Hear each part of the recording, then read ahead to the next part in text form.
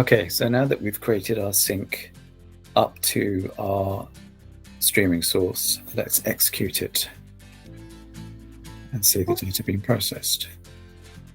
Actually, before I do that, just let's make sure that I've got my data on S3 all set up appropriately. So I've cleared down all the checkpoints and archive data, and I've got the right data residing within my live folder, which is where my source and my streaming source is reading data from. So let's have a look.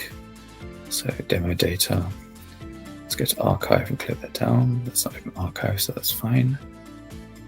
Incidentally, if you're running a streaming pipeline and you find that archive's not been populated, it's more than likely because you have not set this parameter here to true. So if we have a look at apply archive, this needs to be set to true. So if it's not generating an archive, it's because the default value is false. So just set it to true. So anyway, let's go back into S3. Okay, so let's clear down our checkpoints. Let's go to checkpoint folder. There's no checkpoints, so that's good. Let's make sure I've got the right data within my live folder. Yes, and I've only got one file in there, which is what I expect. Okay, so now that's all fine. We've saved our data pipeline, so we should be able to now execute it. Okay, yep, go ahead and execute it. We first run the run window from designer. The first thing it has to do is go and initialize the IOblend engine and the Spark framework. So that can take a little time initially, but once it's done, we don't need to do it again. As we change our data pipeline by adding more tests or adding new components or changing the existing components. Okay, so it's going through right now. So we'll just let it get to the end once it's written out. So I'll take you through what's actually happening. So let's go back to the top. Now it's gone through the first iteration. Okay, so this is just the preamble telling us what state the IOblend engine is in during its initialization phase. And the first thing it does once it actually starts executing our data pipeline is it executes our source stream S3 sensor, and it pulls the data in. So it's now read it, it's pulled it in, and it shows us what's being created in terms of the schema. So it shows us the schema for that table, which is inferred from the header, which is the first record within that CSV file. The way it describes schemas is it's a key value pair of the first column, or the first value within the bracket is the name of the column, followed by the data type. So as you can see, it's got device ID, temp, heart rate, created date, and IOblend source file. Initially, IOblend will assign a data type of string data type to all data which has been read in from the source. And obviously you can change it, or we will change that via transform, casting those data types to the correct data type that we want the data to be in. Likewise, it also then shows us an output of that data for the internal table.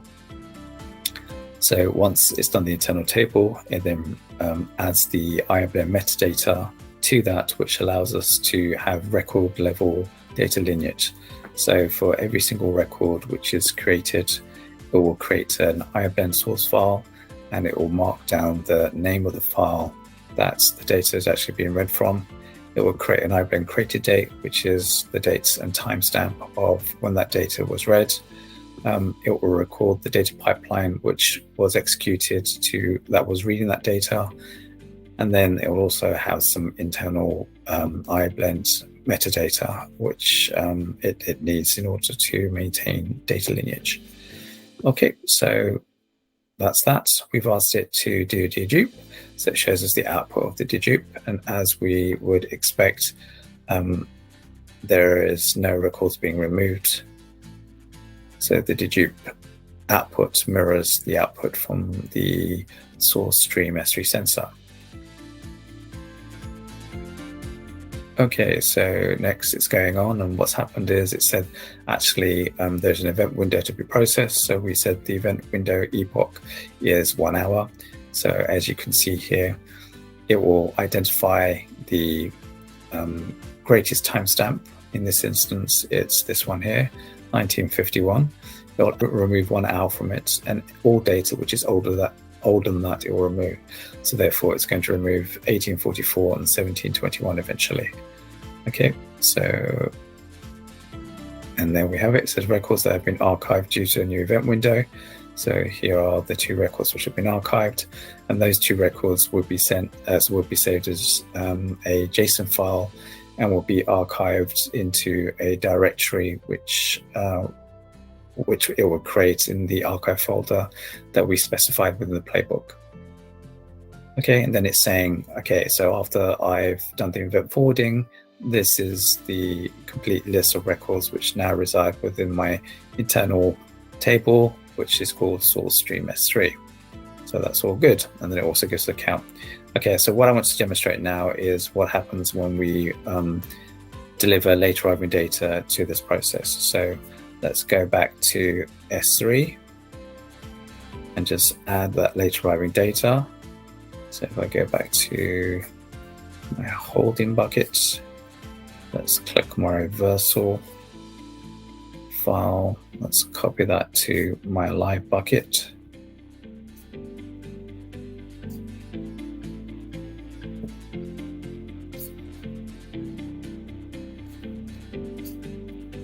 Okay, so that's now done. Let's just make sure I've not done anything silly, and it actually is in my live bucket. Yep, and there we have the file which will contain the late arriving data. Okay, so if I go back to IOblend, now I've put that data in there. If I press continue, it should read that new data, and obviously because it's got a checkpoint, it should ignore the other file in there because it's already read that. So I know that there is only 1 record in this, so therefore it should only be reading 1 record. So let's continue, make sure that happens. Okay, and there we go, it's read the 1 record. We'll just let it get to the end of the data pipeline before it processes the next iteration, and just I'll explain to you what data is pulled up. Okay.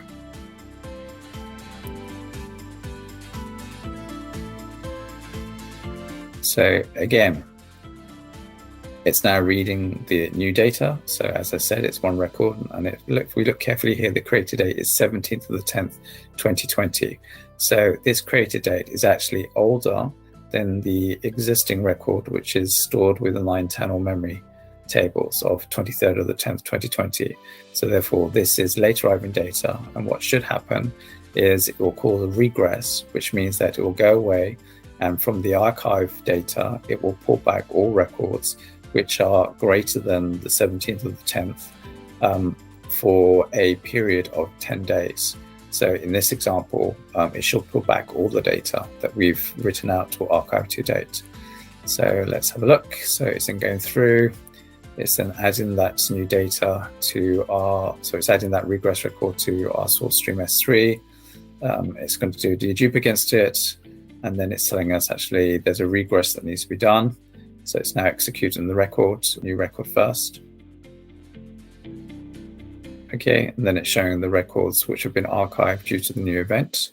So obviously the greatest record in there is 23rd of the 10th, and we said actually we only want to keep 1 hour worth of record, so 1 hour's worth of data within the event window. So therefore our new record that we just read in, which is going to cause a regress, actually is now written out as part of the archiving for the event window.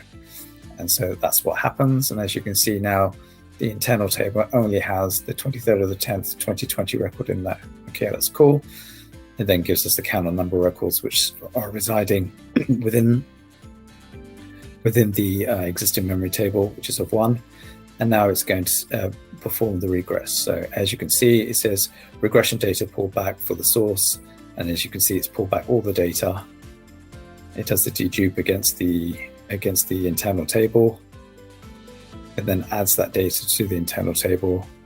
And there you go. The regress has been done, successfully done.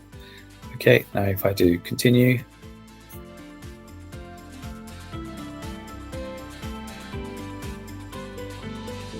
So it's now showing us the new records that need to be written out to the local CSV based upon that regress. And they are indeed the 2 records which are read in, which are the 23rd, the 10th, and the 17th.